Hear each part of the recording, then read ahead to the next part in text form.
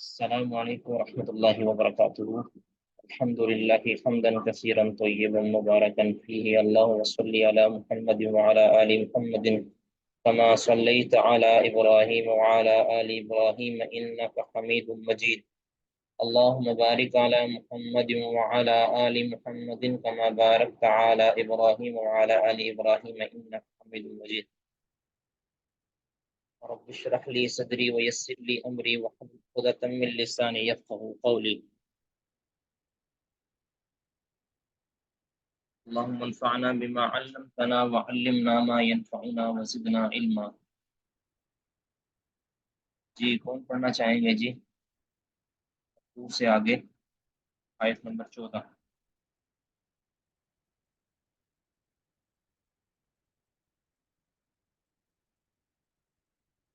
جی پڑھیے جی تاج صاحب.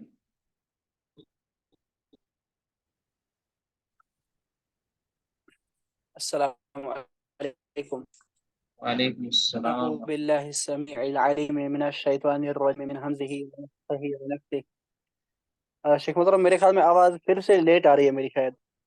جی جی تھوڑی سی کوئی نہیں، آپ دور رہتے ہیں نا اس لیے تھوڑی لیٹ آ رہی ہے. قریب ہو موبائل کے ساتھ ہی. نہیں نہیں، میں نے کہا ہم سے دور رہتے ہیں نا اس لیے لیٹ آ رہی ہے.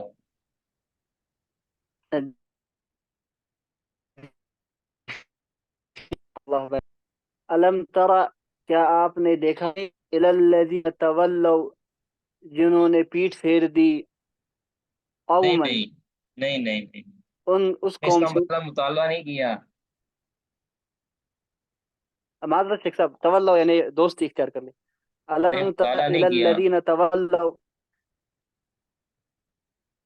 شیخ محترم نہیں کہ شیخ صاحب وہ چلے پیچھے کا مطالعہ کرتا ہوں، وہ آگے والا رہ جاتا ہے. چلے ٹھیک ہے پڑھیں. علم تر الی تولو میں نے الذین جس نے تولوا، دوستی کیا آپ نے کی دیکھا دوستی کی. جی. علم تر الی الذین تولوا، نہیں دیکھا ان کو جن نے دوستی کی، قوما ایسی قوم سے، غضب اللہ علیہم، جن پر اللہ تبارک و تعالی غضبناک ہوا، ما ہم نہیں منکم، وہ یعنی تم میں مطلب سے یہ نہیں ہے، ہے، ولا منہم، نہیں وہ ان میں سے. ساتھ ساتھ ہی اگر تھوڑی حل کرتے جائیں نا. جی. الم تر الی الذین تولوا قوم غضب اللہ علیہم، کہ اے محبوب آپ نے کیا ان منافقین کی طرف نہیں دیکھا، یعنی یہاں منافقین لوگ مراد ہیں کہ جو ایسی قوم سے دوستیاں لگاتی ہے کہ جن پر اللہ کا غضب ہوا. مراد یہود ہے، ٹھیک ہے، جن پر اللہ کا غضب. غیر المغضوب علیہم، تو مغضوب علیہم سے مراد یہود ہے. تو کیا یعنی یہ یہود سے دوستیاں لگاتے ہیں، ان کے ساتھ مل کر سازشیں کرتے ہیں نا مسلمانوں کے خلاف. ما ہم منکم، نہ یہ لوگ یعنی منافقین آپ میں سے ہیں، یعنی مسلمانوں میں سے بھی ان کا کوئی شمار نہیں ہوتا. ولا منہم، اور نہ ہی یہ یہود میں سے ہیں، کیونکہ یہود کو بھی وہ اچھا نہیں سمجھتے، صرف دنیاوی غرض و غایت کے لیے وہ ان کے ساتھ ملے ہوئے ہیں، ورنہ وہ پسند وہ یہود کو بھی نہیں کرتے. مذبذبین بین ذلک لا الہ ہؤلاء ولا الہ ہؤلاء، نہ تو وہ مسلمانوں کے ساتھ ہیں نہ وہ کسی اور کے ساتھ ہیں، وہ درمیان میں ہی جو ہے نا وہ تذبذب کا شکار ہیں. جی. ویحلفون علی الکذب وهم یعلمون، اور وہ جھوٹ پر حلف اٹھاتے ہیں حالانکہ وہ جانتے ہیں کہ یہ جھوٹ ہے. یعنی قسم کیا اٹھاتے ہیں؟ حلف یہ اٹھاتے ہیں کہ مسلمانوں کو وہ تسلی دیتے ہیں کہ ہم تمہارے میں سے ہی ہیں، ٹھیک ہے. ہم کوئی ان کے پاس بیٹھتے ہیں ویسے وہ کسی دنیاوی غرض کے لیے بیٹھتے ہیں، ہم اصل ہماری جو یاری ہے وہ تمہارے ساتھ ہی ہے، ہماری دوستی تمہارے ساتھ ہی ہے. جبکہ وہ جانتے بوجھتے ایسی بات جھوٹی کرتے ہیں، جانتے بھی ہیں کہ ہم یہ جھوٹ بول رہے ہیں لیکن پھر بھی وہ بولتے ہیں. وہ یہ سمجھتے ہیں کہ ہم دھوکہ دے رہے ہیں مسلمانوں کو. یخادعون اللہ والذین آمنوا وما یخدعون الا انفسهم وما یشعرون، وہ شعور نہیں رکھتے، وہ دھوکہ در حقیقت اپنے آپ کو دے رہے ہوتے ہیں، اللہ کو یا اللہ کے بندوں کو دھوکہ نہیں دے رہے ہوتے. تو جی. اعد اللہ لهم عذابا شدیدا، اللہ تبارک و تعالی نے ان کے لیے تیار کر رکھا ہے سخت عذاب. انہم، بے شک وہ، ساء ما كانوا يعملون، برا ہے وہ جو کچھ کرتے تھے.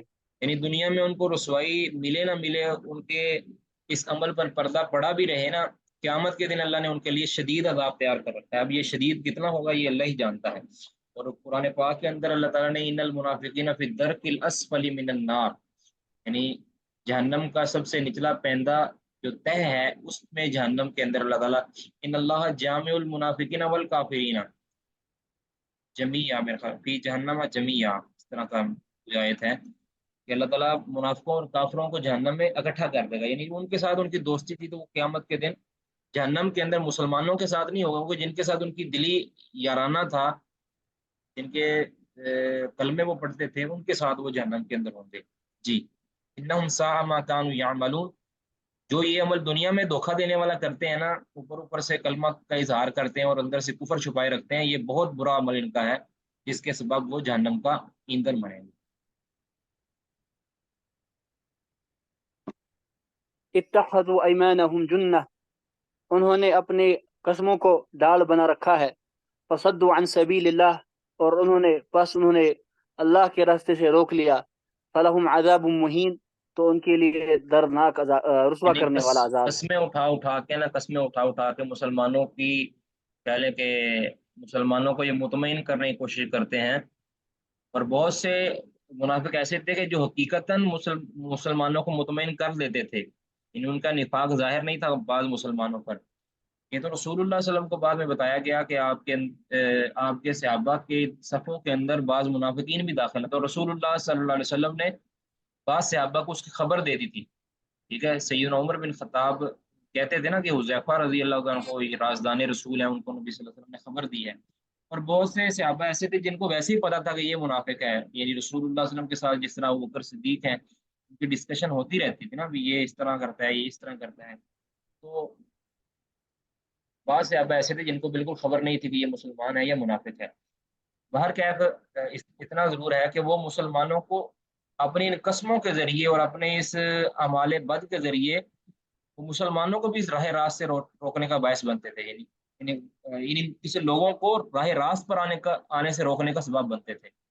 اور بعض کہتے ہیں کہ اس سبیل اللہ سے مراد جہاد فی سبیل اللہ ہے، کہ وہ اپنے اس کہہ لیں کہ برے مزاج کے ذریعے وہ جہاد فی سبیل اللہ سے مسلمانوں کو باز رکھتے تھے، یعنی کہتے تھے کہ تم کیوں ادھر جا رہے ہو، اپنا مال کیوں دے رہے ہو، تو بعض مسلمان ان کے اس باتوں میں آ جاتے تھے، یعنی جن کو ان کے نفاق کا علم نہیں نہ ہوتا تھا اور وہ رسول اللہ صلی اللہ علیہ وسلم تک رسائی نہیں کرتا تھا، تو وہ آ بھی سکتا تھا کہ مسلمانوں کو، یعنی ایسے تو نہیں کرتا تھا کہ وہ کفر نہیں کرتا تھا، لیکن بہت سی خیر سے ان کو محروم کرنے کا وہ اسباب بن جاتے تھے۔ اور ویسے بھی انہوں نے جو یعنی اسلام کا سٹینڈرڈ سیٹ کیا تھا، جو مسلمانوں نے، سچے مسلمانوں نے، انہوں نے اس سٹینڈرڈ کو خراب کر دیا تھا، ٹھیک ہے۔ وَلَهُمْ عَذَابٌ مُّهِينٌ، ان کے لیے دردناک عذاب۔ جی، دردناک نہیں ہے توہین، لن تغني رسوا عنهم کن عذاب ان کے لیے، أموالهم مہین کا مطلب رسوا کرنے والا، قیامت کو بھی اور دنیا میں بھی۔ جی، لن تغني عنهم أموالهم ولا أولادهم من الله شيئا، نہیں نفع دیں گے ان کو ان کی مال یا ان کی اولادیں اللہ کے سامنے کچھ بھی۔ اولئک اصحاب النار، یہی ہیں آگ والے، ہم فیہا خالدون، وہ اس میں ہمیشہ رہیں گے۔ یعنی دنیا کی کوئی بھی جتھا یا کوئی بھی مال انہوں نے جو جمع کیا ہے، یا جس مال کی خاطر وہ مسلمانوں کو دھوکہ دے رہے ہیں، قیامت کے دن کو اللہ سے وہ مال نہیں بچا سکے گا، یہ جہنمی ہے اور اس میں ہمیشہ ہمیشہ رہنے والے۔ یوم یبعثهم اللہ جمیعا، آپ ذکر کریں اس دن کا جب اللہ ان سب کو اٹھائے گا، فیحلفون له، پھر وہ حلف اٹھائیں گے اللہ کے سامنے، کما یحلفون لکم، جیسے وہ تمہارے سامنے حلف اٹھاتے ہیں، ویحسبون انہم علی شیء، اور وہ گمان کرتے ہیں کہ وہ تو کسی حق پہ یا کسی مضبوط چیز پر قائم ہے، الا انہم هم الکاذبون، خبردار یہی ہیں وہ جو جھوٹے ہیں۔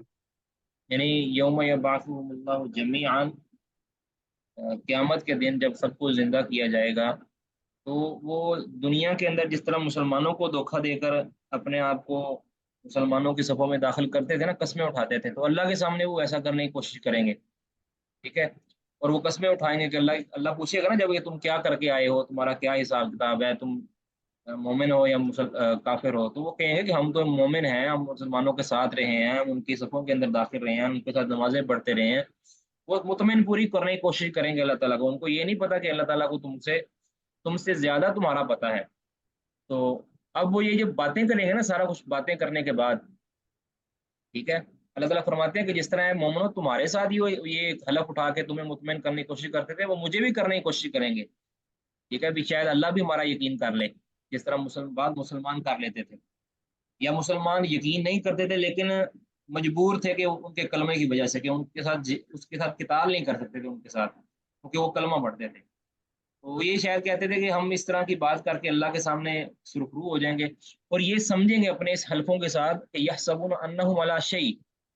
अब इसके दो माने हो सकते हैं कि या तो वो दुनिया के अंदर ये समझते हैं कि वो किसी हक पर हैं, या अ, किसी कह लें कि मनहज और किसी दीन पर हैं, या फिर ये है कि वो ये कस्में उठा के ना अल्लाह के सामने ये समझेंगे कि अब हमारी बात बन गई है, अन्नहुम अला शहीद के अब वो कोई ऐसी बात उन्होंने कर दी है कि अब हमारा कोई कह लें कि खलासी जहाँ खलासी हो जाएगी, अब हमें कोई मनफात, कोई फायदा पहुंचने वाला है। तो जबकि ऐसा नहीं होगा, वो ये समझेंगे कि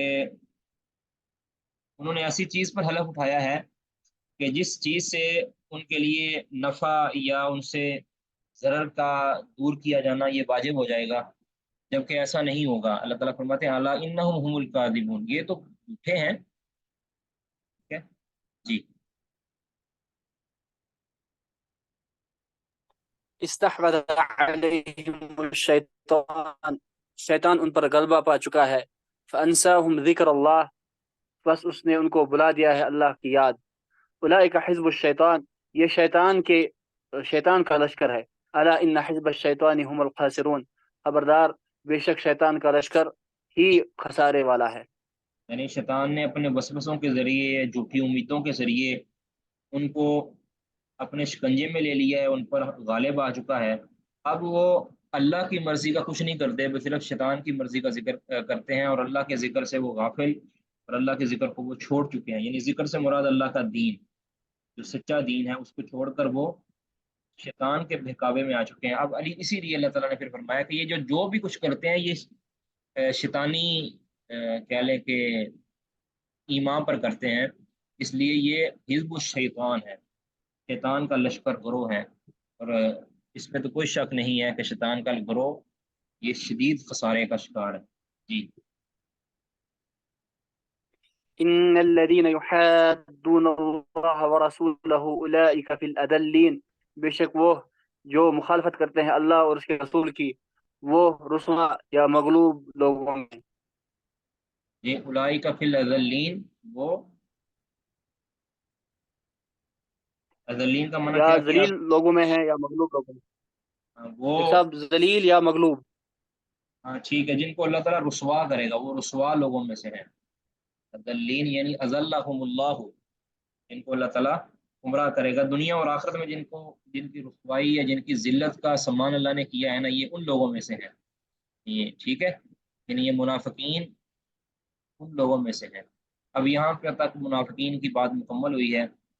और आगे अल्लाह ताला फिर ये खुलासा दे रहा है कि ये दुनिया के अंदर जो मर्जी साजिशें रच लें, मुसलमानों की जड़ें काटने की कोशिश कर लें, और वक्ती मुसलमानों को नुकसान पहुंचाने की कोशिश कर लें, यहूद के साथ मिलकर साजिशें कर लें, कुफार के साथ मिलकर मुसलमानों के खिलाफ महाजराई कर लें, लेकिन जो अबदी और सरमदी जो गलबा है वो सिर्फ और सिर्फ अल्लाह के दीन को और अल्लाह के दीन के पैगंबरों को हासिल होने वाला है। कतबल्लाहु लअग़लिबन्न अना व रुसुली इन्नल्लाह क़विय्युन अज़ीज़। अल्लाह ने ये चीज़ तय कर दी है, लिख दी है कि मैं ही गालिब आऊंगा और मेरे रसूल गालिब आएंगे। इन्नल्लाह क़विय्युन अज़ीज़, मेरा शुक्र। अब ये गलबा दुनिया के अंदर भी होगा और आखिरत के अंदर भी होगा। यानी जो अंजाम के एतबार से जो गलबा है ना, अब देखे ना, ये शुरू शुरू में जो साजिशें इन्होंने की हैं, मुसलमानों को बड़ी तकलीफ हुई है, बड़ा नुकसान भी उठाना पड़ा है, लेकिन फिर एक दिन आया है कि जब मक्का फतह हुआ तो फिर सारे मुनाफिकीन छुट्टी कर गए, सब छुट्टी कर गए। ये उनका फिर जो है ना रहना वो मुश्किल हो गया। अब वो या तो सच्चे मुसलमान बन गए, یا وہ پکے کافر بن گئے. جی کتب اللہ لأغلبن ان اللہ قوی عزیز، بلا شبہ اللہ تعالیٰ بڑی قوت والا اور بڑے غلبے والا ہے. تو اللہ تعالیٰ کی جو قوت ہے، اللہ اپنے قوت کے ساتھ، وہ دلائل کی قوت بھی ہو سکتی ہے، وہ کہہ لیں کہ جو قوت ہوتی ہے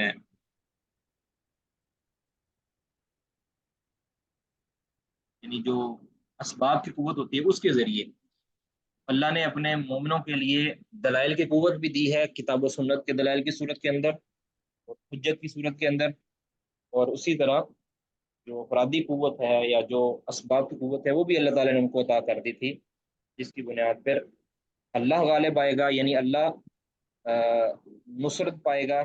مطلب اللہ کے نصرت پانے سے مراد اللہ کا دین کا نصرت ہے کیا، یا اللہ کے جو بندے ہیں ان کی نصرت ہے. جی آگے کون پڑھیں گے؟ جی آگے یا آپ ہی پڑھیں گے؟ اور پڑھنا چاہتے ہیں؟ جی شیخ صاحب میں پڑھ لیتا ہوں.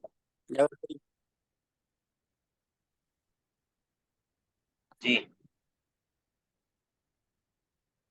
لا تجد قوما يؤمنون بالله واليوم الآخر، آپ نہیں پائیں گے کسی قوم کو کہ اب یہاں سے جو آگے جو ایمان ہے نا لاتی ہو اللہ یہ پہ آخری آیت ہے. اور آخرت کے دن پہ. یہ آخری آیت ہے اور اس کے اندر صحابہ کی عظمت و شان اور اہل ایمان، جو پختہ ایمان والے صحابہ تھے، جو سچے صحابہ تھے، جو سچے مسلمان تھے، ان کی فضیلت بیان ہوئی ہے کہ ان کی ایمان کی کیفیت کیا ہے، ان کا اللہ کے ساتھ رابطہ اور اللہ کے ساتھ رشتہ کیا ہے، کہ وہ دنیا کے رشتہ داریوں کو، دنیا کے تعلق اور اسباب کو وہ دین کے اسباب پر قربان کر دیتے ہیں. یعنی ان کی جو اصل روابط ہے آپس کے اندر وہ دین کا رابط ہے، دین کا تعلق ہے. وہ دنیا کی رشتہ داریوں کو دین پر فوقیت نہیں دیتے، بلکہ اگر کہیں تعارض ہوتا ہے ان کی دنیا کی رشتہ داری کا اور اللہ کی رشتہ داری کا، یعنی اللہ کے ساتھ تعلق کا یا دینی تعلق کا اور دنیاوی تعلق کا، اگر کہیں مخالفت ہوتی ہے، معارضت ہوتی ہے، تو وہ فوقیت دیتے ہیں دین کے تعلق کو. اور یہ سچی بات ہے کہ دین کا جو تعلق ہے یہ ایسا تعلق ہے جو ٹوٹنے والا نہیں ہوتا، جو انسان کو مشکل وقت میں فائدہ دیتا ہے. اور اگر دین کا تعلق اور دنیا کا تعلق دونوں جمع ہو جائیں تو پھر تو کیا ہی بات ہے. اگر رشتہ داری کا تعلق ہو لیکن دین کا اس کے ساتھ تعلق نہ ہو تو پھر اس کا کوئی فائدہ نہیں ہے. اب اصل میں یہاں جو پچھلی آیات بھی اور یہ آیات ہیں، اس میں عقیدۃ الولاء والبراء جو ہے نا یہ ہمیں سمجھایا جا رہا ہے. عقیدۃ الولاء والبراء یہ ایک بڑا اہم بنیادی عقیدہ ہے، اس کے بغیر انسان کا ایمان وہ ناقص ہے. عقیدۃ الولاء کا مطلب کیا ہے کہ ولاء المؤمنین، مومنوں کے ساتھ محبت کرنی ہے، چاہے وہ ہمارے دنیاوی اعتبار سے دشمن ہی کیوں نہ ہو، یعنی دنیا کے اعتبار سے یا نسب کے اعتبار سے ہمارے مخالف ہی کیوں نہ ہو، ان کے ساتھ جو دلی محبت ہے وہ بطور مسلمان وہ ضروری ہے. اب اس کے تقاضے الگ الگ ہیں، اس کے تقاضے اس پر میں نے لکھا بھی تھا کافی تفصیلی، 2-3 قسطوں کے اندر مضمون بھی لکھا تھا عقیدۃ الولاء والبراء، وہ انشاءاللہ میں کبھی سے شیئر کر دوں گا. تو بہرحال تو عقیدۃ الولاء والبراء جو ہے نا یہ اسلام کا بنیادی عقیدہ ہے کہ مسلمانوں کے ساتھ محبت اور عقیدت رکھنی ہے، اور جو اللہ کے دشمن ہیں ان کے ساتھ اعلان برات اور اعلان کہہ لیں آپ جو تبری جس کو کہتے ہیں کہ برات کرنی ہے، ان کے ساتھ نفرت کرنی ہے، عداوت رکھنی ہے، دلی طور پر دلی دشمنی جو ہے نا ان کے ساتھ رکھنی ہے. ٹھیک ہے، باقی ان کی کیٹیگریاں ہیں، جو کفار ہیں ان کی کیٹیگریاں ہیں، کوئی حربی کافر ہیں، کوئی حربی کافر نہیں ہے، ان دونوں کے اندر فرق ضرور ہے. لیکن بہرحال جو آپ کو آپ کے دین کو نقصان پہنچاتا ہو، آپ کو نقصان پہنچاتا ہو، اس کافر کے ساتھ قطعاً کوئی دلی روابط، دلی دوستی. یا ایھا الذین آمنوا لا تتخذوا عدوی وعدوکم اولیاء تلقون الیہم بالمودہ وقد کفروا بما جاءکم. یہ صورت آگے آ رہی ہے ممتحنہ، اس کے اندر بھی اس چیز کا واضح ذکر ہے. تو بہرحال یہاں جو صحابہ کا ایک ایمان کا لیول بتایا گیا ہے کہ وہ اللہ کے دشمنوں کے ساتھ بالکل بھی وہ دوستی نہیں لگاتے، چاہے وہ ان کے قریبی آباء و اجداد ہی کیوں نہ ہوں، ان کے بیٹے کیوں نہ ہوں، ان کے بھائی کیوں نہ ہوں، ان کے کنبے قبیلے والے کیوں نہ ہوں، کہ جن کے اوپر انسان کو عام طور پہ بھروسہ ہوتا ہے، وہ سب کو چھوڑ سکتے ہیں لیکن اللہ تعالیٰ کی ایک رشتہ جو ہے اس کو نہیں چھوڑ سکتے. اگر کبھی معارضہ ہوتا ہے ان کے دنیا کی رشتہ داری کا اور اللہ کے ساتھ، اللہ کے لیے جو رشتہ داری ہے اس کے ساتھ، تو وہ اللہ کی رشتہ داری کے ساتھ کو ترجیح دیتے ہیں۔ اللہ کی رشتہ داری سے مراد کہ اللہ کی خاطر جو دینی وابستگی اور دینی ربط ہوتا ہے اس کو وہ ترجیح دیتے ہیں۔ تو یہ ایمان ہمارے اندر نہیں ہے، ہم بڑھ چکے ہیں الیاذ باللہ، الیاذ باللہ، یعنی جس مقصد کے لیے یہ کہہ لیں کہ گروہ بندی کی گئی تھی وہ مقصد تو ہم نے بلا دیا ہے، وہ تو ایک دنیاوی غرض تھا۔ مثال کے طور ریاستی جو وابستگیاں ہیں یا جو وابستگیاں ہماری قبائلی وابستگیاں ہیں یا جو نسبی وابستگیاں ہیں وہ صرف تعارف کے لیے تھی یا انتظام کے لیے تھی۔ اب کیا ہے، اب ہم دیکھتے ہیں کہ جی پاکستانی مسلمان کہتے ہیں کہ ہم انڈیا کو نہیں چھوڑیں گے، اور انڈیا والے کہتے ہیں ہم پاکستان کو نہیں چھوڑیں گے، ہم فلاں کو نہیں چھوڑیں۔ لیکن اس کی بنیاد فقط فقط جو ہمیں محسوس ہوتی ہے وہ یہ ہے، یہ نہیں ہے کہ اس کی بنیاد فقط یعنی ریاست ہے، ٹھیک ہے۔ انڈیا پاکستان کو اس لیے نہیں چھوڑے گا کیونکہ انڈیا پاکستان کا دشمن ہے، اور پاکستان انڈیا کو اس لیے چھوڑے گا کیونکہ یہ انڈیا پاکستان کا دشمن ہے۔ یہ تو کوئی معیار نہیں ہے، ٹھیک ہے۔ مقصد کیا ہونا چاہیے، کوئی بھی اہل سنہ کا جو بھی مسلمان ہے وہ جہاں کہیں بھی رہتا ہے وہ ہمارا پیارا ہے، اور کوئی بھی اللہ کا دشمن ہے وہ چاہے میری اپنی ریاست میں کیوں نہیں رہتا وہ ہمارا دشمن ہے، ٹھیک ہے۔ تو اگر للہ فی اللہ محبت ہو تو پھر اس کے اندر ریاست یا سرحدیں نہیں دیکھی جاتی، پھر یہ سرحد پار بھی کوئی ہو اس کے ساتھ اللہ کی رضا کے لیے محبت ہونا، تو پھر من احب للہ وابغض للہ واعطى للہ ومنع للہ فقد استکمل الایمان، ایمان کی تکمیل اسی سے ہوتی ہے کہ اللہ کے لیے دیا جائے، اللہ کے لیے روکا جائے، اللہ کے لیے محبت کی جائے، اللہ کے لیے بغض رکھا جائے۔ بہرحال یہ ایک صحابہ کی محبت کا معیار ہے، اور اسی معیار کو اللہ تعالیٰ نے مسلمانوں کے ایمان کا معیار بنایا ہے۔ جی اب پڑھیں جی۔ لا تجد قوما يؤمنون بالله واليوم الآخر، آپ اللہ اور آخرت کے دن پر ایمان لانے والے قوم کو نہیں پائیں گے کہ یوادون من حاد اللہ ورسولہ، کہ وہ محبت کرتے ہوں ان سے جو اللہ اور اس کے رسول کی مخالفت پہ اترے ہوں۔ یعنی اللہ اور کے وَلَوْ رسول کے ساتھ آبَاءَهُمْ مخالفت کرنے والوں کے ساتھ ان کی دوستی لگاتے ہوئے آپ ان کو نہیں دیکھیں گے۔ آگے وَلَوْ كَانُوا آبَاءَهُمْ أَوْ أَبْنَاءَهُمْ، اگر یہ مخالفین ان کے آبا ہوں یا ان کے بیٹے ہوں یا ان کے بھائی ہوں، او اخوانہم او عشیرتہم یا ان کے رشتہ دار ہوں، اولئک کتب فی اس موقع قلوبہم پر نا الایمان، انہی بعض مومنوں، لوگوں نے اس موقع پر کچھ واقعات بھی نقل کیے ہیں، لیکن وہ ثابت نہیں ہے کہ دیکھو یہ فلاں سے ابھی فلاں اپنے بیٹے کے سامنے کھڑا ہو گیا، فلاں اپنے باپ کے سامنے کھڑا ہو گیا میدان کارزار کے اندر، تو یہ واقعات تو ثابت نہیں ہے باقی۔ جی اولئک کتب فی قلوبہم الایمان، یہی انہی مومنوں کے دلوں میں اللہ تعالیٰ نے ایمان کو لکھ دیا ہے، ثابت کر دیا ہے۔ وَأَيَّدَهُم بِرُوحٍ مِّنْهُ، اور ان کو اپنی طرف سے ایک روح کے ساتھ تائید کی ہے۔ روح سے مراد وَيُدْخِلُهُم یہاں، جَنَّاتٍ روح تَجْرِي سے مِن مراد تَحْتِهَا الْأَنْهَارُ روح سے خَالِدِينَ مراد فِيهَا۔ ایدہم بروح من، روح سے مراد یہاں وحی الہی ہے، اور ایک نور ایمانی، ایک کہہ لیں کہ روشن جو دلیل ہے اس کے ساتھ اللہ تعالیٰ نے ان کی تائید کی ہے، ٹھیک ہے۔ یہاں سے روح سے مراد جبریل امین نہیں ہے، یہاں روح سے مراد وحی الہی یا دلائل شرعیہ کے ساتھ اللہ تعالیٰ نے ان کی تائید کی ہے، اور اسی طرح ان کو ایک برہان اور نور ایمانی کے ساتھ ان کو اپنی طرف سے ایک تائید کی ہے۔ جی وَيُدْخِلُهُم جَنَّاتٍ تَجْرِي مِن تَحْتِهَا الْأَنْهَارُ خَالِدِينَ فِيهَا، اور ان کو اللہ داخل کرے گا ایسے باغات میں جن کے نیچے نہریں بہتی ہیں، جن میں وہ ہمیشہ رہیں گے۔ رضی اللہ عنہم ورضوا عنہ، اللہ ان سے راضی ہو گیا اور وہ اللہ سے راضی ہو جائیں گے یا یعنی ہو گئے ہیں۔ اللہ تعالیٰ ان سے اولئک راضی حزب ہو گیا اللہ، ان کے اعمال کے بل بوتے پر، دنیا میں جو انہوں نے قربانیاں دی ہیں وہ اللہ تعالیٰ ان کو، اللہ نے بنیاد بنا کے ان سے اپنی رضا کا اعلان کر دیا کہ میں کبھی بھی تم پر ناراض نہیں ہوں گا، یعنی اب ان کے لیے عمل جنت واجب ہو گیا، وہ رضا اللہ تعالیٰ کی صفت جو رضا ہے اللہ تعالیٰ کی یہ صفت ہے قدیم، اور اللہ تعالیٰ راضی اسی سے ہوتا ہے کہ جس کے متعلق اللہ تعالیٰ کو علم ہو کہ یہ اس کی موت ایمان پر ہوگی۔ تو جب اللہ راضی ہو گیا ہے تو اس کا مطلب یقین ہے کہ صحابہ کی موت ایمان پر ہوگی۔ वरज़ू अन्हु, और वो भी अल्लाह से राज़ी हो चुके हैं, कि यानी अल्लाह के इससे राज़ी होने का मकसद भी उन्हें भी अल्लाह ताला को सच्चा इलाह मान लिया है, और अल्लाह ताला की जो करम फरमाइयाँ हैं मुसलमानों पर, उस पर वो राज़ी हो चुके हैं, या क़यामत के दिन जो अल्लाह ताला उनको नेमतें अता करेगा, अपना दीदार या जन्नत, उससे वो राज़ी हो जाएंगे।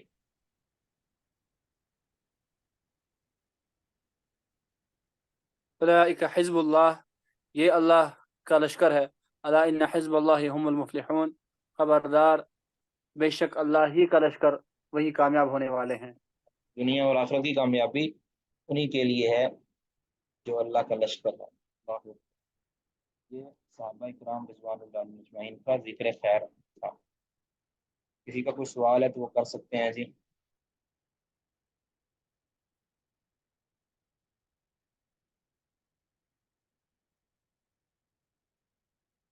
कोई सवाल नहीं?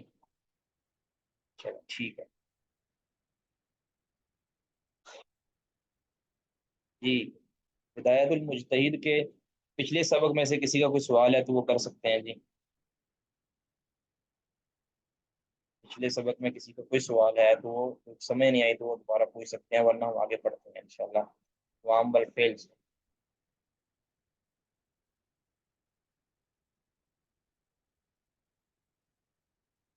बिस्मिल्लाहिर्रहमानिर्रहीम। वामल फ़िअल, और पीछे जो बात हुई है अल्फाज की, यानी नबी ये सल्लल्लाहु अलैहि वसल्लम। जी। शेख साहब, ये जो अत्तरीक़ अर्राबिया इन्होंने लिखा है दलीलुल खिताब, ये किस चीज़ का चौथा तरीका है? ये असल में ना मैं आपको बताऊं कि ये जो पीछे हमने ये तकसीम की थी ना, पीछे हमने ये जो तकसीम की थी, ये ये सफ़े की जो है ना, एक दो तीन चार पांचवी जो लाइन है ना, इसको देखें, चौथी की आखिर और पांचवी का।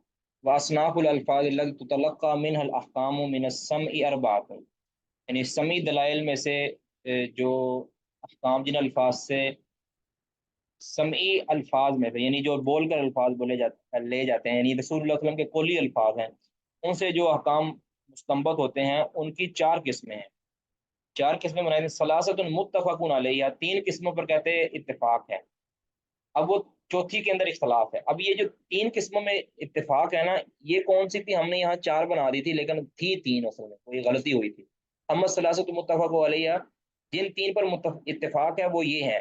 नंबर एक, लफ्जुन आमुन युहमलु अला अमूमिही। नंबर दो, औ खासुन युहमलु अला खुसूसी।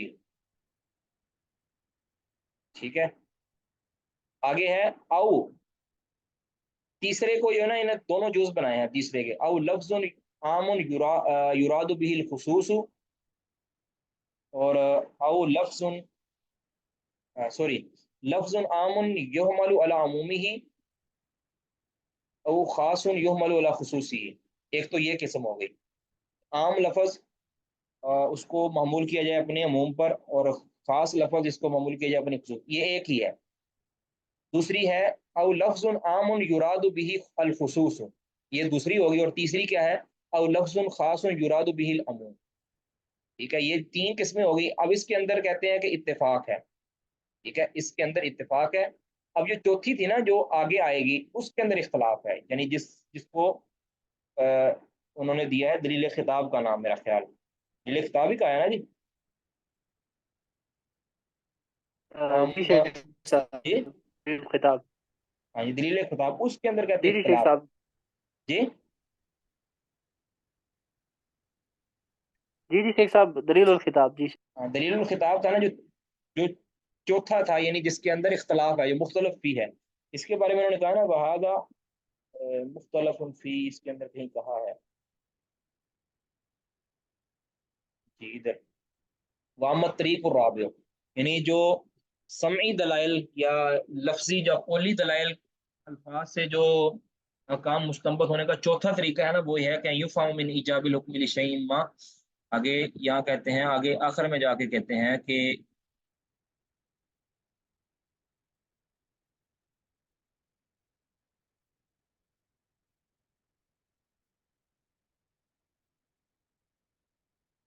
हाँ जी, वहु अल्लज़ी, जो नीचे से दूसरी लाइन देखें, वहु अल्लज़ी युरहु बिदलील खिताब वहु अस्लुन मुख्तलफुन फीह। तो पीछे वाली जो थी ना उसको हमने चार बना लिया था, लेकिन वो तीन थी असल में। वो मुझे बाद में जहन में आया, जब मैंने भी ये देखा था ना कल, मेरे जहन में नहीं रहा बताना आपको। तो वो पीछे वाली जो तीन थी वो मुत्तफकुन अलैह थी, और जो चौथी है ये मुख्तलफुन फीह है। तो ये चौथी मुराद है। वाज़ेह जी? तभी कल इश्काल हुआ था, तो जी अल्हम्दुलिल्लाह आज वाज़ेह हो जी शेख साहब, अल्हम्दुलिल्लाह वाज़ेह हो गया, जी, अल्हम्दुलिल्लाह। ठीक है। आगे जज़ाकुमुल्लाह बढ़ते हैं खैरा। जी। व अम्मल फ़िअल, और जो फेल है, यानी रसूलुल्लाह सल्लल्लाहु अलैहि वसल्लम के अफ़आल जो हैं, पीछे तो अक़वाल की बात हुई है, अब अफ़आल है और आगे तक़रीरात की बात होगी। वामल फेल, और जो फेल है कहते फ़इन्नहु इंदल अक्सरी मिन तुरुक अल्लती तुतलक्का मिनल अहकाम शरइयती शरइयतु। कहते अक्सर फुक़हा के नज़दीक फेल भी उन उन तरीकों में से है, या उन रास्तों में से है, उन ज़राए में से है। ज़राए इसका लफ्ज़ सही बेहतर है। मिन तुरुक की उन ज़राए में से है, अल्लती तुतलक्का मिनल अहकाम शरइयतु, कि जिनसे अहकाम शरिया साबित होते हैं या अखज़ होते हैं। ठीक है, यानी फेल से भी अहकाम शरिया साबित होते हैं। नबी सल्लल्लाहु अलैहि वसल्लम का फेल भी हुज्जत है। ये कहते हैं अक्सर के नबी, बाद इसको समझते हैं कि नबी सल्लल्लाहु अलैहि वसल्लम का फेल हुज्जत नहीं है, बल्कि वो आप अलैहिस्सलाम का खासा भी हो सकता है। इसलिए नबी सल्लल्लाहु अलैहि वसल्लम का जो फेल है वो हमारे लिए हुज्जत नहीं है, हुज्जत शरिया नहीं है। हमारे लिए हुज्जत वो है कि जो रसूलुल्लाह, ये बाज यानी शाज़ राय है। बाहर क्या, जमहूर की राय यही है कि नबी सल्लल्लाहु अलैहि वसल्लम के अफ़आल से भी अहकाम शरिया साबित होते हैं, जब तक कि उसके नबी सल्लल्लाहु अलैहि वसल्लम का खासा होने पर दलील आ जाए। वकाल कौम, और कुछ लोग कहते हैं, एक कौम कहती है कि अल अफ़आलु लैसत तुफीद हुक्मन, ये अफ़आल से कोई भी हुक्म साबित नहीं होता, यानी नबी सल्लल्लाहु अलैहि वसल्लम के किसी फ़ेल मुबारक से कोई हुक्म शरई साबित नहीं होता। ठीक है, इज़ लैस लहा सियागुन, कहते हैं क्योंकि इन अल्फाज, इसके कुछ सीगे नहीं होते, यानी जिस तरह अमर का सीगा होता है, इस तरह खबर का सीगा होता है। कहते हैं इसके इसके कुछ सीगे नहीं है कि नबी सल्लल्लाहु अलैहि वसल्लम ने ऐसा किया, इसका कोई खास सीगा नहीं है। ठीक है, जिसके ऊपर हम ये कह सकें कि ये नबी सल्लल्लाहु अलैहि वसल्लम का ये जो फेल है ये इस सीगे के साथ हुआ नहीं, ये नहीं, हम ये नहीं कहते हैं।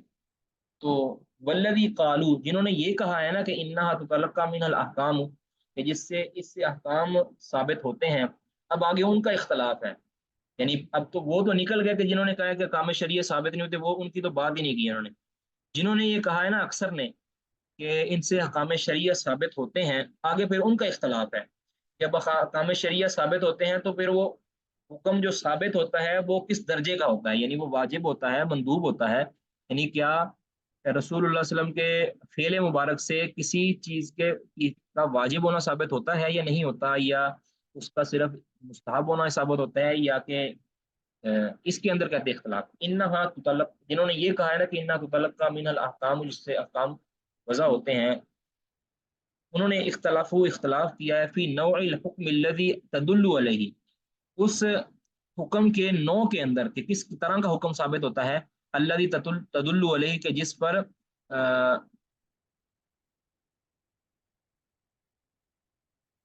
जिन पर वो अफ़आल दलालत करते हैं। तदुल्लु अलैहि, अल्लज़ी तदुल्लु अलैहि, जिस पर वो अहकाम दलालत करते हैं, वो कौन सा नो हुक्म है, यानी किस किस्म का हुक्म साबित होता है, उस इसमें इख्तलाफ है। क़ाल कौम, कुछ लोगों ने कहा है कि तदुल्लु अलल वुजूबी, ये अफ़आल रसूल जो हैं ये वजूब पर दलालत करते हैं। वक़ाल कौम, कुछ लोगों ने कहा है तदुल्लु अलल नदबी, ये तो सिर्फ इस्तिहबाब पर दलालत करते हैं। वल मुख्तार इंदल मुहक्किकीन, मुहक्किक फुक़हा उलमा के नज़दीक मुख्तार मौक़िफ़ ये है कि अन्नहा इन अतत बयान लिमुजमलिन वाजिबिन, कि अगर तो ये अफ़आल आए बयानन, बयान के लिए, लिमुजमलिल वाजिबिन, किसी वाजिब मुजमल के, यानी किसी मुजमल वाजिब को की वजाहत के लिए अगर ये आते हैं अफ़आल। ठीक है, किसी मुजमल हुक्म की, यानी मुजमल हुक्म भी ऐसा हो कि जिससे वजूब साबित हो रहा है, उसकी वजाहत के लिए अगर आते हैं तो दल्लत अलल वजूबी, तो ये वजूब पर दलालत करते हैं। व इन अतत बयान मुजमल मंदूबिन इलैहि, अगर किसी मंदूब यानी मुस्तहब मुजमल दलील को की वजाहत के लिए आते हैं, तो फिर ये क्या, दल्लत अला नदबी, तो ये इस्तिहबाब पर दलालत करते हैं, यानी अफ़ाल रसूल। व इल्लम ताती बयान मुजमलिन, अगर वो किसी मुजमल के बयान के लिए ना आए, आगे फिर कहते हैं कि اس کی پھر آگے کہتے ہیں یعنی اب یہاں تو تھا کہ اب کسی مجمل کا بیان کر رہے ہیں، یعنی کسی ایسی مجمل دلیل کہ جو مجمل دلیل کسی وجوب کو بیان کر رہی ہوتی ہے لیکن ہوتی مجمل ہے، جس کا پیچھے ذکر کر دیا ہے۔ مجمل کسے کہتے ہیں، محتمل کسے کہتے ہیں، ظاہر کسے کہتے ہیں، اور نص کسے کہتے ہیں، یہ پیچھے بات ہو چکی ہے۔ تو کسی مجمل واجب کو بیان کرنے کے لیے اگر آئیں تو پھر یہ افعال رسول سے وجوب ثابت ہوتا ہے، اور اگر کسی مجمل مندوب دلیل کو کے بیان کے لیے اگر آئیں تو پھر اس سے کیا ثابت ہوتا ہے، استحباب ثابت ہوتا ہے۔ ٹھیک ہے، آگے اگر کسی مجمل کی وضاحت کے لیے نہیں آتے بلکہ مطلق آتے ہیں، یعنی کوئی پتہ نہیں ہے کہ یہ کس کی وضاحت ہے یا کس کی نہیں، کہ اس کے بارے میں کوئی اور لفظی کہہ لیں یا سمعی دلیل نہیں ہے، یعنی مجمل نہیں ہے یا نصوص نہیں ہے، کہتے فَإِن تَأْتِ بَيَانًا لِمُجْمَلٍ، اگر کسی مجمل کی وضاحت کے لیے وہ نہیں آتے، آگے پھر کہتے ہیں اس کی پھر آگے قسمیں، اب اس کو جو ہے نا وہ کیٹاگرائز کر رہے ہیں کہ اس کی کتنی صورتیں بنیں گی۔ پھر آگے پھر کہتے ہیں پھر ہم اس فعل کو دیکھیں گے کہ وہ فعل کیا ہے۔ فَإِن كَانَتْ مِن جِنسِ القربتی، اگر وہ عبادت یا قربت یا نیکی کے جنس میں سے ہے، وہ فعل نیکی کا کام ہے، تو دلت علی الندب، تو پھر وہ رسول اللہ صلی اللہ علیہ وسلم کا فعل کیا دلالت کرے گا، ندب پر دلالت کرے گا، یعنی استحباب پر دلالت کرے گا۔ تو دبے لفظوں میں انہوں نے انہی کی تائید کر دی ہے کہ یعنی جو انہوں نے محققین کا نقل کیا نا کہ نبی صلی اللہ علیہ وسلم کے فعل سے استحباب ہی ثابت ہوتا ہے۔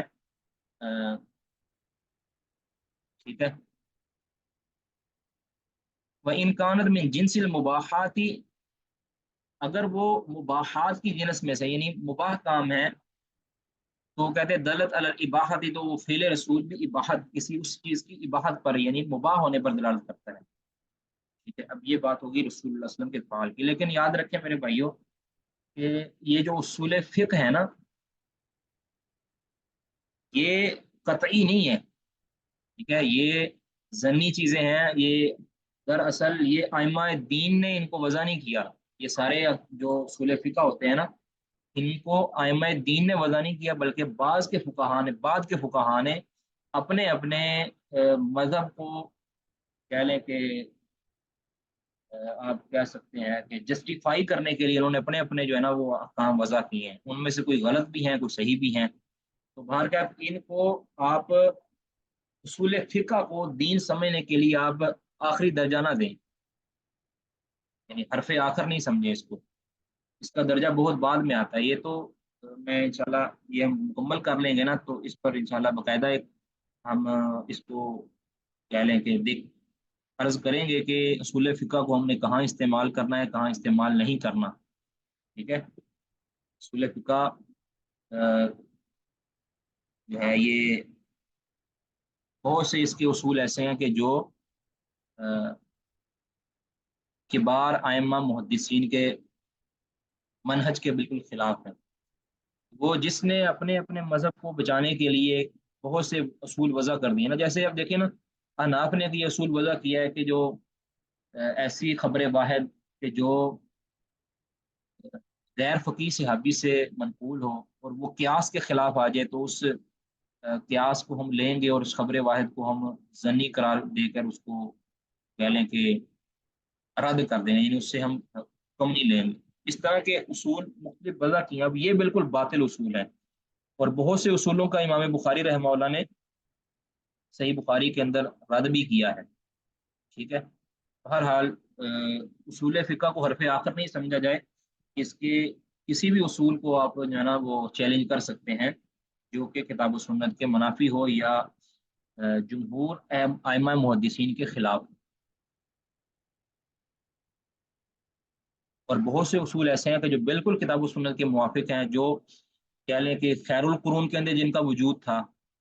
ٹھیک ہے، کچھ ایسے بھی ہیں جس طرح امام شافعی رحمہ اللہ نے الرسالہ کے اندر کچھ اصول بیان کیے ہیں۔ تو کچھ ایسے اصول ہیں کہ جو بعض کے اصولیوں نے بیان کیے ہیں۔ باہر کا ہمارا مقصد فی الحال یہ پڑھنا ہے، بعد میں انشاءاللہ اس پر بات کریں گے۔ تو ان کا یہ کہنے کا مقصد یہ ہے کہ اگر نبی صلی اللہ علیہ وسلم کے افعال کسی مجمل واجب کی بیان کے لیے ہوں، یعنی ان کی تائید کر رہے ہوں، تو پھر اس سے ہم وجوب ثابت کر دیں گے۔ تو دراصل انہوں نے نبی صلی اللہ علیہ وسلم کے اس فعل کو محض ایک تعیر کے طور پر لیا ہے، اصل اس کی بنیاد کیا ہے؟ وہ مجمل واجب ہے، وہ واجب جو پیچھے دلیل وجود ہے اس کے اوپر اس نے بنا رکھی ہے، لیکن رسول اللہ علیہ وسلم کے فعل کو انہوں نے تعیر کے لیے لے لیے کہ اس سے ہم وجوب ہی ثابت کریں گے۔ اور اگر وہ استحباب مجمل کی بیان کے لیے آئے تو پھر نبی صلی اللہ علیہ وسلم کے فعل کے استحباب، باقی اگر مجمل دلیل موجود نہ ہو تو پھر محقق علماء ان کے بقول محقق علماء کا کہنا یہ ہے کہ اس سے استحباب ہی ثابت ہوتا ہے اگر وہ نیکی کا کام ہے، رسول اللہ صلی اللہ علیہ وسلم نے وہ بطور نیکی کیا ہے، پھر وہ استحباب کا کام، استحباب اس سے ثابت ہوتا ہے۔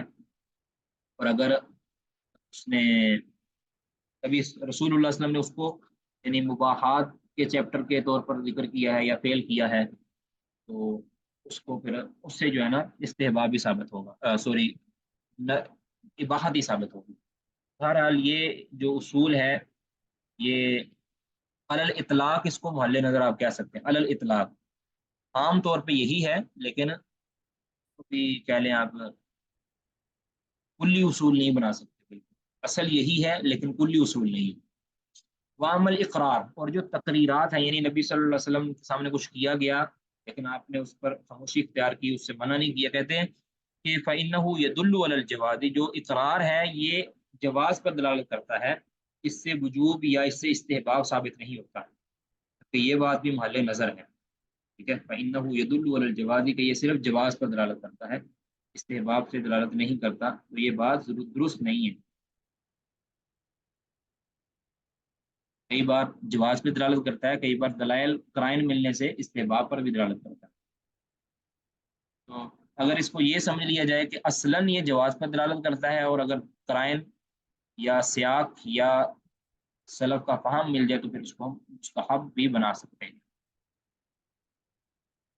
فَهَذِهِ أَصْنَافُ الطُّرُقِ، کہتے ہیں یہ اب جو چاروں جو طریقے یا پیچھے جو جتنی بھی ذکر ہو چکی ہیں، فَهَذِهِ أَصْنَافُ الطُّرُقِ الَّتِي تُلَقَّى مِنَ الْأَحْكَامِ أَوْ تُسْتَنبَطُ، یہ ان ذرائع کی مختلف اقسام ہیں، مختلف ذرائع ہیں جن سے احکام شرعیہ لیے جاتے ہیں، اخذ کیے جاتے ہیں یا استنباط کیے جاتے ہیں، ٹھیک ہے۔ یہاں پہ بات مکمل ہوگی، آگے کہتے ہیں وَأَمَّا الْإِجْمَاعُ، اور جو اجماع ہے کہتے ہیں فَهُوَ مُسْتَنَدٌ إِلَىٰ، جو اجماع ہے، اجماع شرعی، اجماع حقیقی، فَهُوَ مُسْتَنَدٌ إِلَىٰ أَحَدِ هَٰذِهِ الطُّرُقِ الْأَرْبَعَةِ، یہ پچھلی جو چار طریقے ہیں نا، جو چار ذرائع ہیں احکام کو مستنبط کرنے کے، ان میں سے کسی ایک کے ساتھ اس کی جو ہے نا استناد ہوگی، یعنی اس کے ساتھ اس کی تائید، یہ کہہ لیں کہ اس کا سہارا ہوگا۔ اجماع ان کے نزدیک یہ کوئی بنیادی دلیل نہیں ہے، جو شریعت کا مستقل الگ سے یہ ماخذ نہیں ہے، بلکہ یہ صرف اور صرف کسی شرعی دلیل کے اوپر اجماع جو ہے نا ایک سہارا ہوتا ہے، اس کے سہارے وہ اجماع قائم ہوتا ہے۔ وَأَمَّا الْإِجْمَاعُ فَهُوَ مُسْتَنَدٌ، اس کو سہارا دیا جاتا ہے إِلَىٰ أَحَدٍ مِّنْ أَحَدِ هَٰذِهِ الطُّرُقِ الْأَرْبَعَةِ، مذکورہ چار ذرائع میں سے کسی ایک ذریعے کی طرف، إِلَّا مگر، أَنَّهُ إِذَا وَقَعَ فِي وَاحِدٍ مِّنْهَا، اگر یہ اجماع واقع ہو ان چار ذرائع میں سے کسی ایک ذریعے پر، یعنی اس میں کوئی چیز ذکر تھی، اس کے اندر موجود جو چیز تھی اس کے اوپر اجماع ہو گیا، ٹھیک ہے نا، تو ولم یکن قطعیا، اور وہ جو چیز یعنی جو وہ چار ذرائع میں جو آنے والی جو چیز تھی وہ قطعی نہیں تھی، ٹھیک ہے، وہ جو چار دلیلیں تھیں ان دلوں میں سے جس پر اجماع آیا ہے اس دلیل کے اندر قطعیت نہیں تھی، لیکن پھر اجماع کے آنے کی وجہ سے نقل الحکم من غلبۃ الظن الى القطع، تو اس میں جو غلبہ ظن پایا جاتا تھا تو اس اجماع نے نقل الحکم، اس نے نقل کر دیا ہے حکم کو، من غلبۃ الظن الى القطع، غالب سے اس نے قطعیت کی طرف جو ہے نا وہ نقل کر دیا ہے، ٹھیک ہے۔ یعنی وہ چار جو طریقے تھے پیچھے ذکر ہوئے ہیں ان میں سے کسی ایک طریقہ کے اندر یا کسی ایک ذریعہ کے اندر کوئی حکم بیان ہوا تھا لیکن وہ قطعی نہیں تھا، اب جب اجماع اس پر ہو گیا تو پھر کہتے ہیں کہ وہ حکم جو قطعی نہیں تھا پہلے وہ قطعی بن گیا، اجماع نے آ کر یہ کر دیا، ٹھیک ہے۔ باقی کہتے ہیں ولیس الاجماع اصلا مستقلا بذاتہ، باقی کہتے ہیں کہ اجماع ایک مستقل بذات یہ اصل نہیں ہے، ٹھیک ہے۔ من غیر استناد الی واحد من هذه الطرق، بغیر کسی سہارے کے ان چار طرق میں سے یا چار رائے میں سے کسی ایک ذریعہ کی طرف، یعنی اجماع اس وقت دلیل بنے گی کہ جب ان میں سے چار ذرائع میں سے کسی ایک ذریعہ کی طرف اس کی استناد ہوگی۔ تو یاد رکھیں کہ اجماع کے والے سے مضمون بھی اب میں انشاءاللہ تو پھر سال کروں گا، مجھے یاد کروا دیجیے گا کہ اجماع کے حجت شریعہ ہونے کے اندر بھی اجماع ہے، اس کے اندر کوئی اختلاف نہیں ہے۔ خاص طور پہ قرون اولیٰ کے اندر اجماع کی حجیت کے اوپر کوئی اختلاف نہیں تھا، اجماع حجت شریعہ ہے، اس میں کوئی، ہاں اس کی تفصیل کے اندر کچھ اختلاف ہے کہ کب اجماع حجت ہوگا، اور کیا اس کے لیے مستند کا ہونا ضروری ہے کہ کوئی اس کا استناد کسی دلیل کے اوپر دلیل شرعی کا ہونا ضروری ہے یا نہیں ہو ضروری، اس پہ اختلاف۔ یاد رکھیں کہ اجماع ہوتا ہی کسی حجت شرعیہ کے، یعنی کوئی دلیل شرعیہ کی موجودگی میں ہی ہے۔ دلائل ہوتے ہیں لیکن وہ دلائل واضح نہیں ہوتے اپنے بیان میں، اپنے مضمون میں واضح نہیں ہوتے، تو اجماع جو ہے یہ ثابت کرتا ہے کہ اس مسئلے کا حکم جو شرعی دلائل کی نظر کے اندر یہ ہے۔ تو یہ تو پکی بات ہے کہ اجماع جس مسئلہ پر ہوتا ہے اس مسئلہ کی استناد کتاب،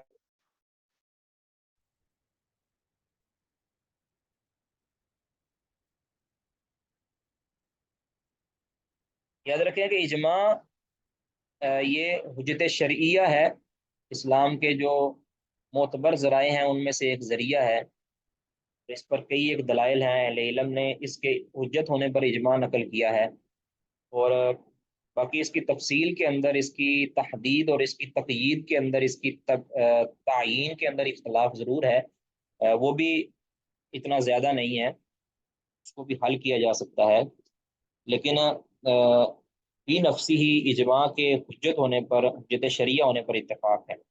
باقی یہ جو کہا جاتا ہے کہ اجماع کے لیے استناد کا ہونا ضروری ہے، اجماع کے لیے استناد کا ہونا ضروری، اگر اس کا معنی یہ لیا جائے کہ اجماع جب تک ہمیں استناد کا علم نہیں ہو جاتا اس وقت تک ہم اجماع کو حجت نہیں مانیں گے، تو اگر یہ مراد لیا جائے تو یہ بالکل باطل ہے، ٹھیک ہے۔ یعنی کوئی معتبر شرعی استناد اگر جب تک نہیں ہوگی، ہمیں معلوم نہیں ہوگی، تو اس وقت ہم اجماع کو نہیں مانیں گے، اگر یہ مراد لیا جائے تو یہ باطل ہے۔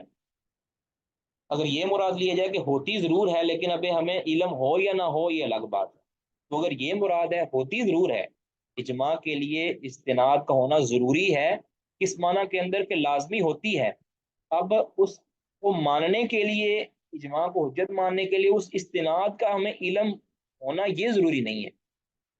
اب یہ دیکھیں اجماع ہوتا کیسے ہے، دراصل اجماع جو ہے نا یہ اجماعی قیاس کو کہتے ہیں، یعنی کسی دور کے علماء کا اجتہاد کسی مسئلہ کے اوپر متفق ہو جائے اس کو اجماع کہہ دیتے ہیں۔ اب اجتہاد کس پہ ہوتا ہے؟ دلائل شریعہ پر ہوتا ہے، کئی بار ہوتے ہیں کہ اس مسئلہ کے اندر قیاس کر کے اجتہاد کیا جاتا ہے، کئی بار قیاس کر کے نہیں بلکہ جو دین کے اصول ہوتے ہیں نا، جلب منفعت اور دب مفسدت، اس کے جو عمومی قواعد ہوتے ہیں ان کو مد نظر رکھ کے کسی شرعی مسئلہ کے اوپر کوئی حکم بیان کیا جاتا ہے، یہ اجتہاد ہوتا ہے۔ اب اگر تو وہ اجتہاد مختلف ہی ہو جائے تو اس کو کہہ دیتے ہیں کہ یہ فلاں کا اجتہاد ہے، یہ فلاں کا اجتہاد یہ ہے، فلاں کا اجتہاد یہ ہے، فلاں نے یہ قیاس کیا ہے، فلاں نے یہ کیا، یہ کہہ دیا جاتا ہے نا۔ اگر سارے کے سارے علماء کا کسی وقت کے اندر جو بڑے معتبر جید علماء جو اہل حل و عقد ہیں ان کا اجتہاد متفق ہو جائے، ٹھیک ہے، ایک جیسا ہو جائے، یعنی کسی مسئلہ کے حکم کے اندر سب کا اتفاق ہو جائے، یعنی کسی چیز کے واجب ہونے کے اندر یا کسی چیز کے حرام ہونے کے اندر یا کسی چیز کے جائز ہونے کے اندر کسی کا اجماع ہو جائے، اب اس ہر ایک کا اجتہاد اکٹھا ہو گیا اس کے اندر کہ سب نے اس کو بالاتفاق کہہ دیا ہے کہ یہ جائز ہے بالفرض، یا سب نے کہہ دیا کہ یہ بالفرض بالاتفاق یہ حرام ہے، تو پھر ہم کہیں گے کہ سب کے سب علماء کا اجتہاد یہ کہتا ہے، اور وہ اجتہاد انہوں نے شرعی دلائل کو مد نظر رکھ کے کیا ہے۔ اب یہ ہو سکتا ہے کہ سارے کے سارے علماء کا جو استناد ہے وہ مختلف ہو، کسی نے قرآن کی فلاں آیت سے استدلال کیا ہو اور اس نے اس کے جواب کا فتویٰ دیا ہو، کسی نے قرآن کی فلاں آیت سے استدلال کیا ہو اور کسی نے دونوں آیتوں سے استدلال کیا ہو، کسی نے جناب کسی حدیث سے استدلال کیا ہو، لیکن ان کا جو اجتہاد ہے وہ متفق ہو گیا ہے۔ اب اجتہاد متفق ہو گیا ہے، اب ہمارے لیے جو ہے وہ اجتہاد کا جو اتفاق ہے وہ ہمارے لیے شرعی حجت بن جائے گا، کیونکہ رسول اللہ صلی اللہ علیہ وسلم نے فرمایا لا یجمع اللہ امتی علی ضلالت ابدا، میری امت کو اللہ تعالیٰ ضلالت پر کبھی بھی جمع نہیں کرے گا، ٹھیک ہے۔ اب یہ ہے اجماع، تو اجماع اس اعتبار سے شرعی حجت ہے، اگر اس کی استناد ہمیں معلوم نہیں ہے تو بھی وہ شرعی حجت ہے، لیکن جب اجماع ثابت ہو جائے، اگر اس دور کے اندر جس دور میں اجماع کا دعویٰ کیا گیا ہے اگر اس دور میں اختلاف پایا جاتا ہے اور تو پھر ہم کہہ دیں کہ جس نے اجماع کا دعویٰ کیا اس نے اپنے علم کے اعتبار سے کیا ہے، حقیقتاً وہ اجماع ثابت ہی نہیں ہوا۔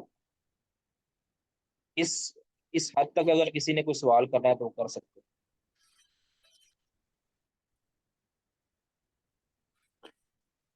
ہیں۔ شیخ آپ نے بیان کیا کہ علماء کا اجماع ہوتا ہے، لیکن نبی اکرم صلی اللہ علیہ وسلم نے تو کہا کہ میری امت، یعنی اس میں تو امت کا ہر شامل ہے، تو یعنی اس میں علماء کی لگانا اس کی کیا دلیل؟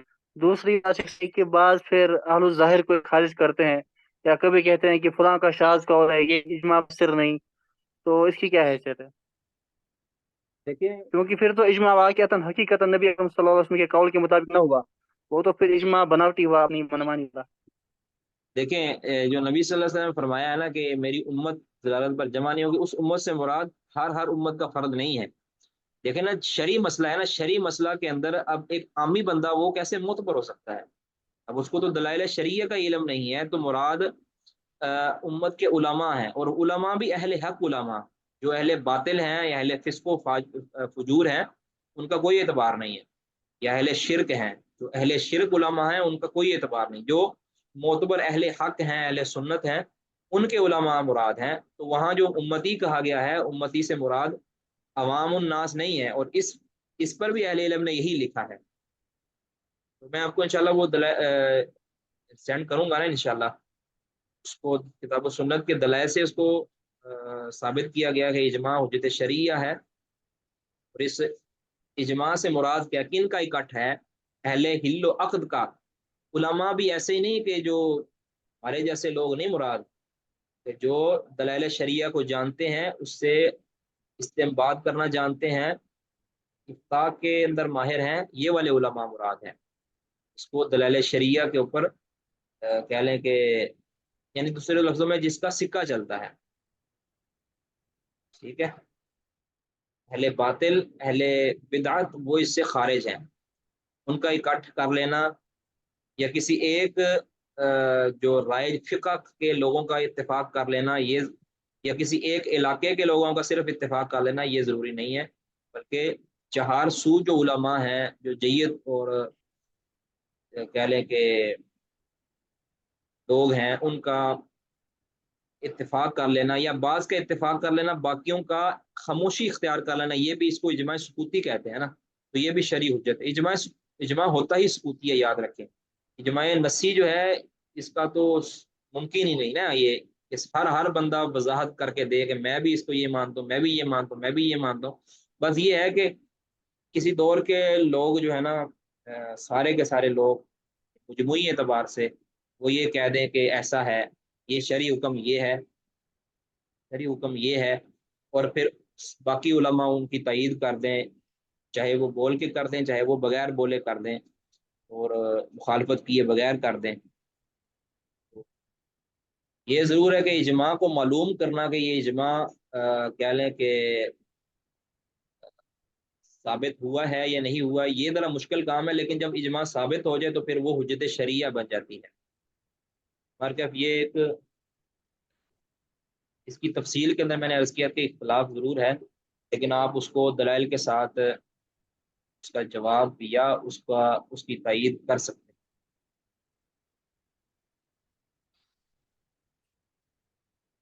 کہتا ہے کہ ولیس الاجماع اصلا مستقلا بذاته من غیر استناد الى واحد من هذه الطرق، ان چار ذرائع میں سے کسی ایک ذرائع کی طرف استناد کے بغیر اجماع کوئی مستقل بذات یا مستقل کوئی اصل نہیں ہے، کیونکہ کہتے ہیں لِأَنَّهُ لَوْ كَانَ كَذَلِكَ، اگر ایسا ہو تو لَكَانَ يَقْتَضِي إِثْبَاتَ شَرْعٍ زَائِدٍ بعد النبی صلی اللہ علیہ وسلم، کیونکہ کہتے ہیں اگر ایسا کہہ دیا جائے کہ یہ مستقل بذات ماخذ ہے تو اس کے لیے استناد کا ہونا ضروری نہیں ہے، تو کہتے ہیں اس کا تقاضا یہ ہوگا کہ اس سے ثابت یہ ہوگا کہ نبی صلی اللہ علیہ وسلم کے بعد بھی کچھ شریعت ثابت ہو سکتی ہے، یعنی جو ایسی شریعت کے جو پہلے نبی صلی اللہ علیہ وسلم نے بیان ہی نہیں کی۔ یہ بات بالکل صحیح ہے، یہاں تک تو استناد تو ہوتی ہے لیکن استناد کا معلوم ہونا ضروری نہیں ہے۔ اب کوئی ایسا کہے کہ جی بغیر اجتہاد، بغیر شرعی دلائل کے ویسے ہی اپنی رائے دینے لگ جائے اور سارے کے سارے لوگ رائے دینا شروع کر دیں، تو ایسا تو نہیں ہوگا نا۔ وہ شرعی دلائل کو سامنے رکھتے، شرعی عمومی دلائل کو سامنے رکھیں یا شرعی قواعد کو سامنے رکھتے ہوئے بات کریں گے، اور وہ بات اگر اکٹھی ہو جائے سب کی، وہ اجماع شرعی بن جائے گا۔ تو وہ ہوتی استناد شریعہ پر ہی ہوتی ہے، دلائل شریعہ پر استناد ہوتی ہے، بس اس کا معلوم ہونا یا نہ معلوم ہونا اس کے اندر ہوتا ہے اختلاف۔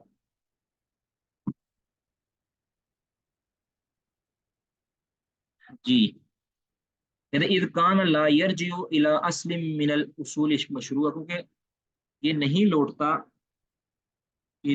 نہیں وہ لوٹا الی اصل من الاصول المشروعتی، جو مشروع اصول ہے ان میں سے کسی اصل کی طرف نہیں لوٹ رہا، وہ اجماع کسی اصل کی طرف نہیں لوٹ رہا، اس لیے ہم اس کو کہیں گے کہ یہ شرع زائد ہے نبی صلی اللہ علیہ وسلم کے بعد، جو کہ جائز نہیں۔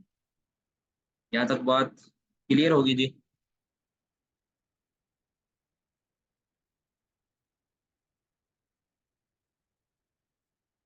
جی، کوئی سوال اس تک یا کوئی رموز رہ گیا ہو تو بتا دیجیے گا۔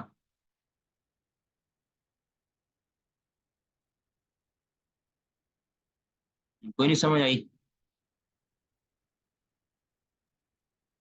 شیخ صاحب یہ سمجھ آ گئی ہے کیا کہنا چاہتے ہیں، لیکن میرا میلان تھوڑا سا اس سے مختلف ہے۔ جی کوئی بات نہیں، آپ دلائل کے ساتھ ملان، ہم انشاءاللہ اس پر جو ہے نا وہ بات کر لیں گے اجماع کا بھی، صرف جو ہے نا اگر ہم اسی پر زیادہ بات کریں گے نا تو پھر وہ فوکس ہٹ جائے گا۔ اجماع کے اوپر ہم بات کریں گے، ضرور کریں گے انشاءاللہ، لیکن میں پہلے وہ آپ کو مضمون پڑھاؤں گا، آپ مضمون کو پہلے پڑھیں، اس کے بعد آپ انشاءاللہ ضرور بات کیجیے گا انشاءاللہ، ٹھیک ہے؟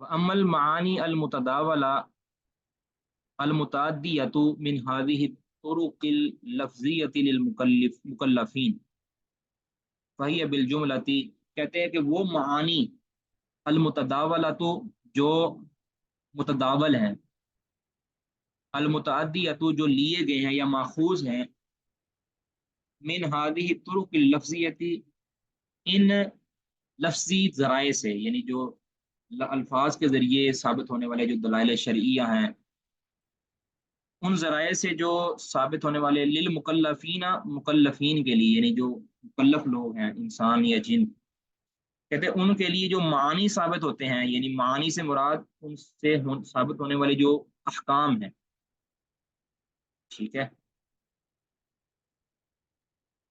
ان سے ان الفاظ لفظی دلائل سے ثابت ہونے والی جو چیزیں ہیں، وہ فہی بالجملتی، وہ اجمالی طور پر یا بنیادی طور پر اما امر بشین، اس میں یا تو کسی چیز کا حکم دیا گیا ہوتا ہے، ٹھیک ہے، کسی چیز کا حکم ہوتا ہے اس میں، وہ اما نہی، یا کسی چیز سے ممانعت ہوتی ہے، وہ اما تخیر فی، یا اس میں اختیار دیا گیا ہوتا ہے، ٹھیک ہے، یعنی یا کسی چیز کا حکم کرنے کا حکم دیا جاتا ہے، یا کچھ چیز سے نہ کرنے کا حکم دیا جاتا ہے، یا اس میں اختیار دیا جاتا ہے کہ یہ کرو یا نہ، ٹھیک ہے۔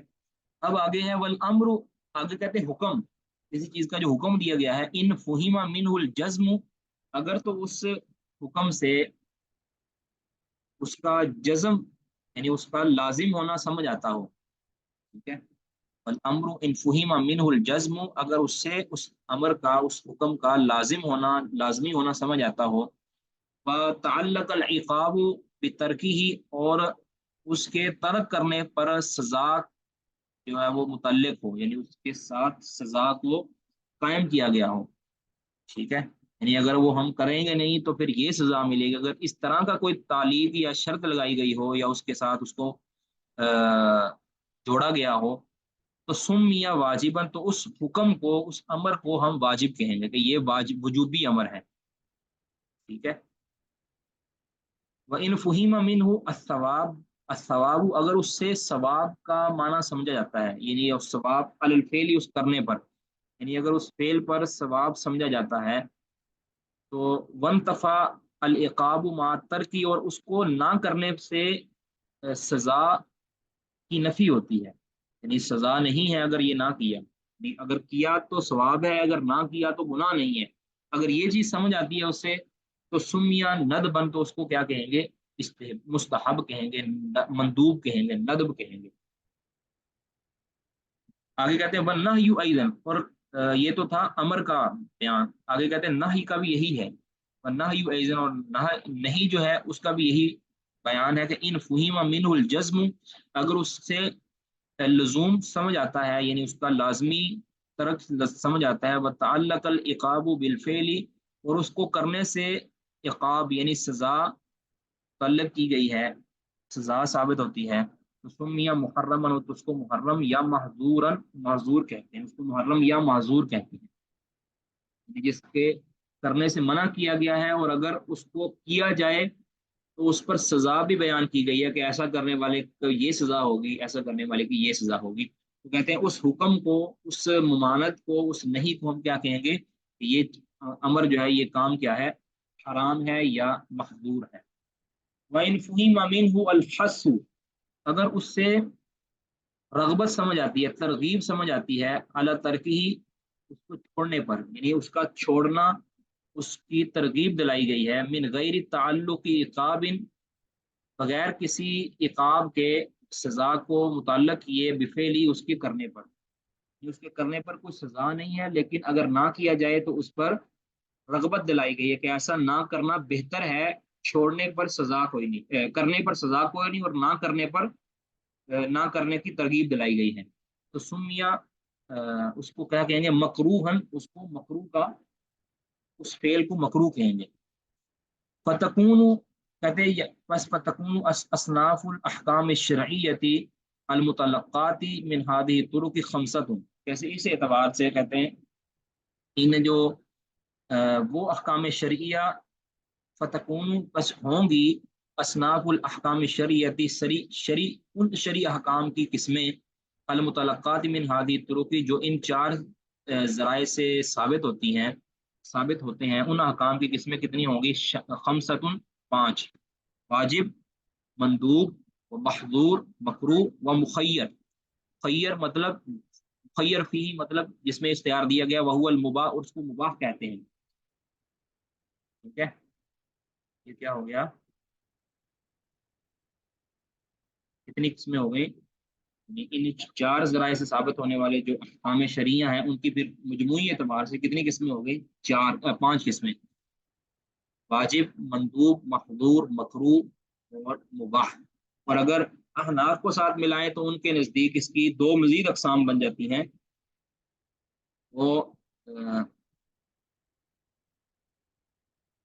ان کے نزدیک ایک غالباً قسم وہ فرض اور واجب میں فرق کرتے ہیں، ٹھیک ہے، فرض اور واجب میں وہ فرق کرتے ہیں، وہ کہتے ہیں اگر دلیل قطعی جس طرح متواتر ہے یا قرآن کی آیت ہے اس سے اگر حرمت ثابت ہوتی ہے تو اس کو ہم اس سے اگر کوئی امر ثابت ہوتا ہے تو اس کو فرض کہیں گے، اور جو دلیل ضنی کے ساتھ یہ جو تقسیم ہے یہ ویسے فی نفسی ہی درست نہیں ہے، اگر دلیل ضنی کے ساتھ جس طرح خبر واحد ہے یا خبر مشہور ہے اس سے اگر ثابت ہوتی ہے تو پھر اس کو ہم کہیں گے یہ واجب ہے، ان کے نزدیک پھر واجب کے آگے جو ہے نا، اگر واجب کو ترک کیا اس کا الگ تو فعل کہتے ہیں باطل نہیں ہوتا، اگر فرض کو ترک کیا تو فعل واجب جو ہے وہ باطل ہو جائے گا، یہ آگے پھر الگ قسمیں ہیں۔ باہر کیا جمہور نے جو اس کی قسمیں بنائی ہیں وہ فرض اور واجب ایک ہی چیز ہے، آگے دوسری قسم ہے مندوب، تیسری معذور ہے، اور چوتھی مکروہ ہے، اور پانچویں کیا ہے؟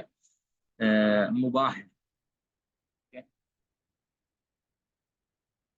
کسی کا کوئی سوال اس میں جی وہ کر سکتے ہیں۔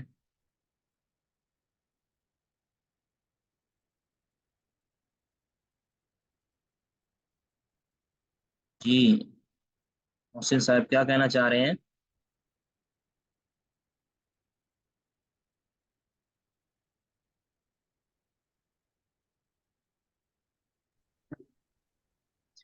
السلام علیکم. وعلیکم السلام. جی جی شیخ مطلب دو اس میں میری درخواست تھی آپ سے. جی جی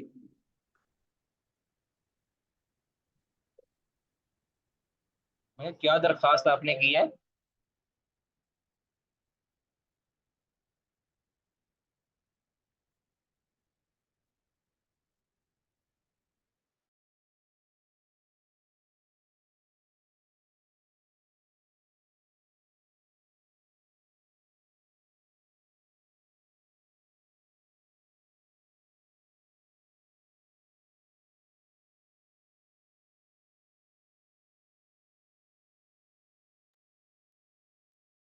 جی محسن صاحب مجھے سمجھ نہیں ہے آپ کیا کہنا چاہ رہے ہیں. یہ بالکل ہی چھوڑ گئے ہیں، کیا بچے ہیں؟ جی کسی کا وہ کوئی شیخ سوال مطلب یا؟ وہ لیو ہو گئے ہیں شاید مسلم بھائی. جی جی یہ ہو سب گئے ہیں شاید ان جی. کا انٹرنیٹ کا کوئی مسئلہ بن گیا. جی بالکل. جی کسی کا کوئی سوال ہے اس میں تو وہ کر سکتے ہیں، باقی پھر انشاءاللہ ہم کل پڑھیں گے جو انشاءاللہ اس میں کل ہمارا یہ مقدمہ انشاءاللہ مکمل ہو جائے گا.